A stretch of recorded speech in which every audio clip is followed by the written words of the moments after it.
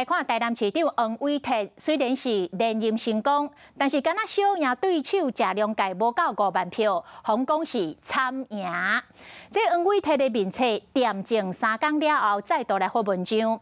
伊讲伊甲市民的指教甲鼓励拢看了咯，会重新调整施政的脚步，更加努力。 台南市长黄伟哲连任成功，市政行程继续走。不过这摆伊敢若连赢对手国民党候选人谢龙介无到5万票，警察超5%。在英国青变变台南险要翻盘，外界拢讲真好运，互黄伟哲选后恬静3天。 刘明册普文反省，讲这几天甲市民的指教和鼓励全部看完哈，伊施政的脚步一定翘在未来4年更加拼势。网络嘛拢走来闹话，有鼓励，冇咧改咧。啊，讲到即摆心情，伊讲：现在市长选完了，我们要把过去的选举终究要放下，我们要把市政再拼起来。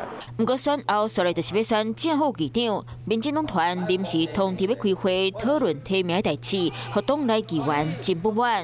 那督导小组在目前也还没有成立，为什么这么仓促？我不知道他们那个旧党团的用意是何在。那其实整个都在符合的程序里面在进行啦，所以其实也没有什么突然的一个召开会议的决议这样。年夜内部继续咧相答，啊，这摆前正副议长的位，国民党不歪让啊。